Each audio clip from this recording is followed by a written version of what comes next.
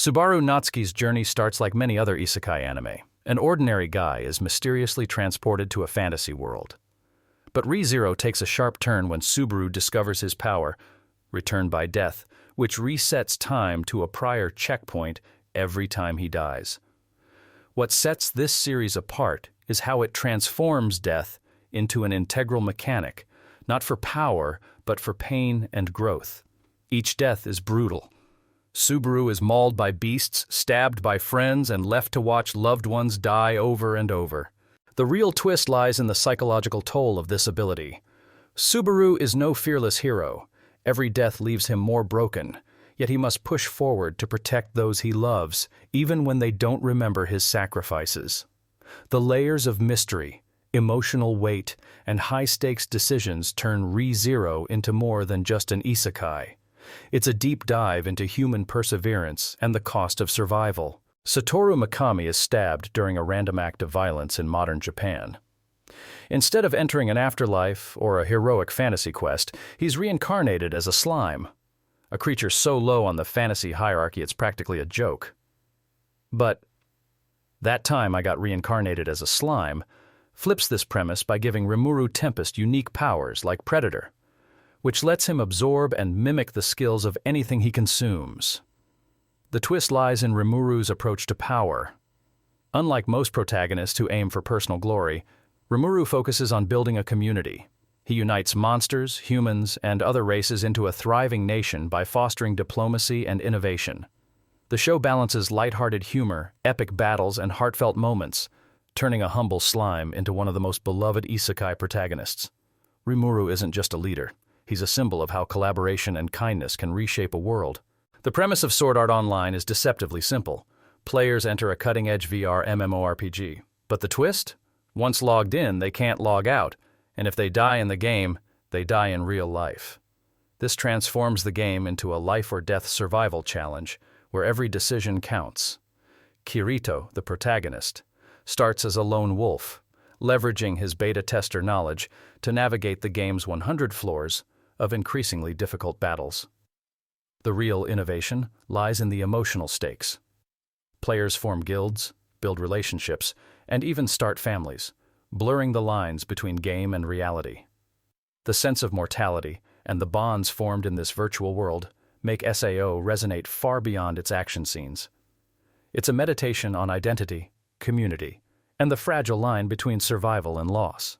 Naofumi Iwatani is summoned as one of 4 legendary heroes, each wielding a unique weapon.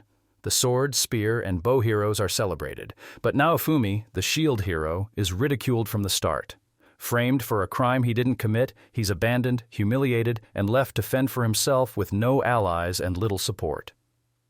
What sets the rising of the shield hero apart is Naofumi's journey from a betrayed outcast to a protector.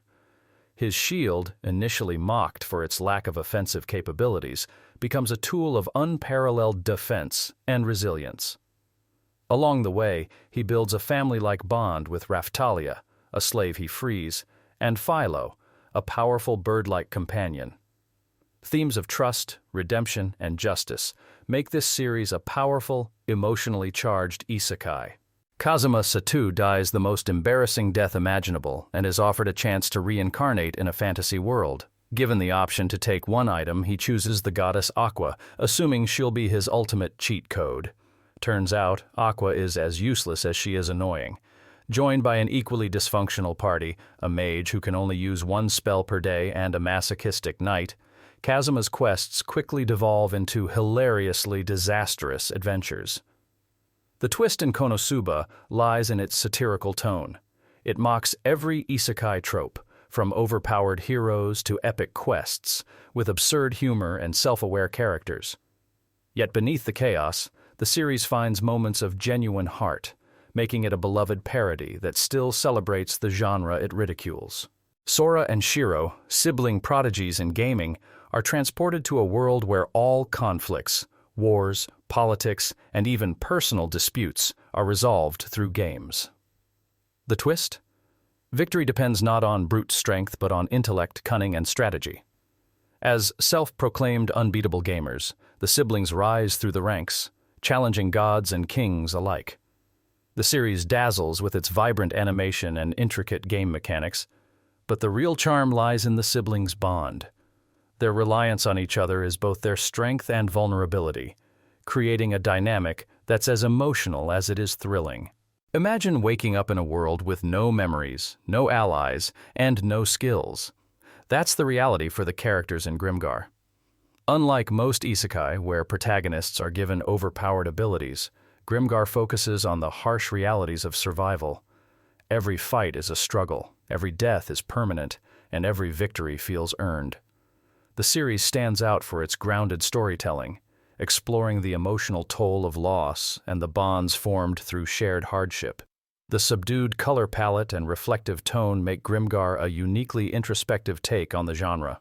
Rudius Greyrat is reborn into a magical world, carrying the memories of his past life as a reclusive NEET. Determined to live without regrets, Rudius embarks on a journey of personal growth. What sets Mushoku Tensei apart is its focus on character development. Rudius isn't a flawless hero, but a deeply flawed individual learning to overcome his past. The richly detailed world-building, complex relationships, and slow pacing allow the story to delve into themes of redemption and self-discovery, elevating it as one of the most well-rounded isekai tales. When a salaryman mocks a godlike entity, he's reincarnated as Tanya Degarichev, a young girl in a war-torn world. The twist? Tanya uses her ruthless intellect and military brilliance to rise through the ranks, defying the god who placed her in this situation. The series blends dark humor, strategic warfare, and existential questions, creating a protagonist who is as terrifying as she is fascinating. Tanya's story is a sharp critique of faith, power, and survival in the face of overwhelming odds. Ainz Ual Gaon, once a player in an MMORPG, becomes the undead overlord of a dark guild when the game world becomes his reality. The twist in Overlord lies in its perspective.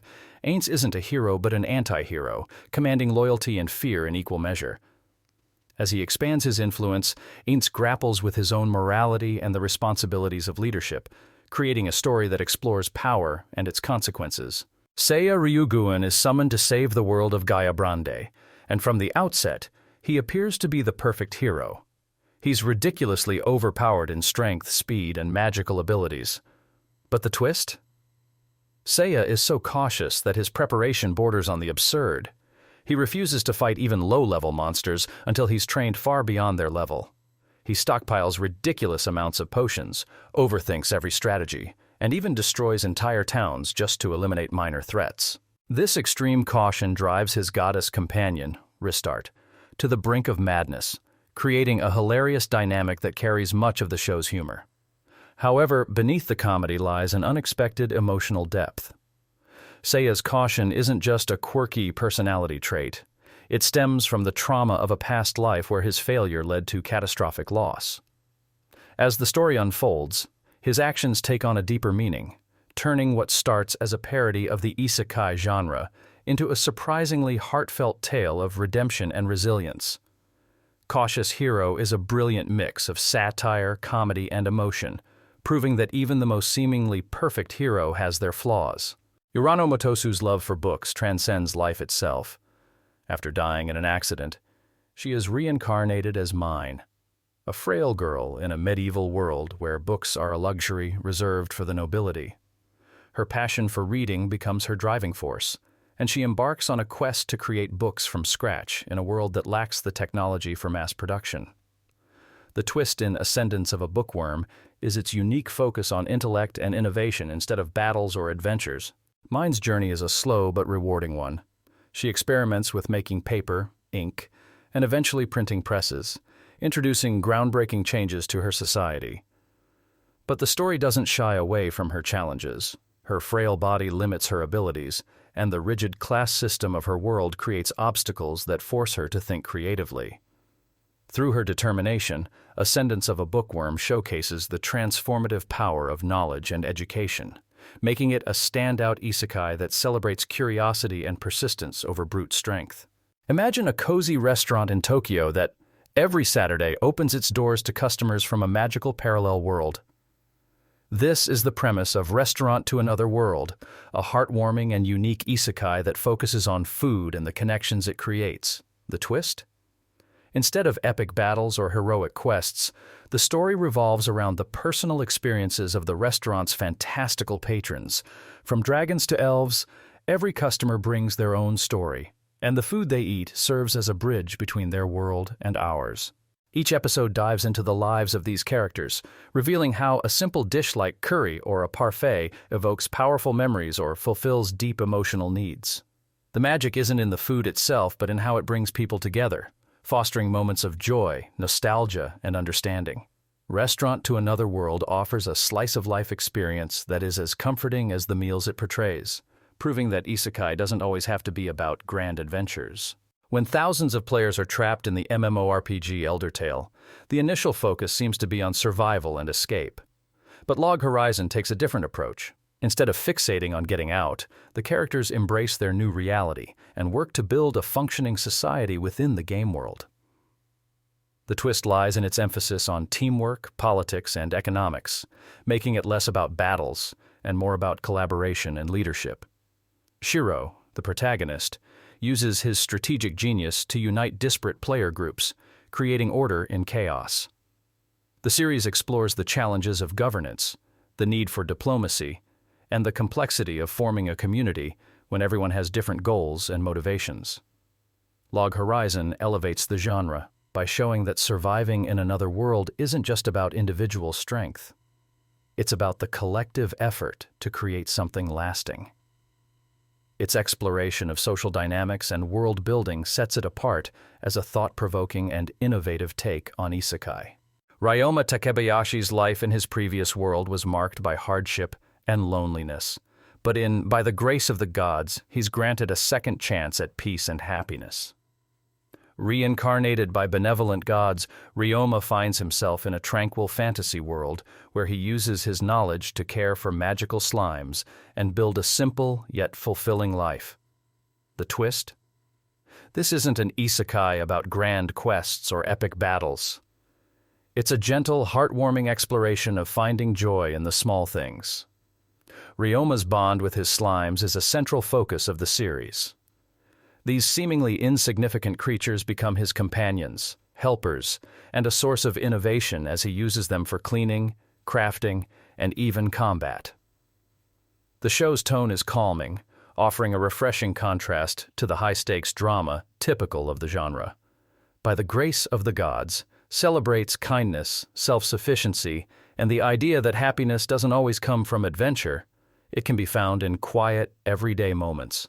If you want to see more isekai-related content, let me know in the comments below. Don't forget to hit that like button and don't forget to subscribe.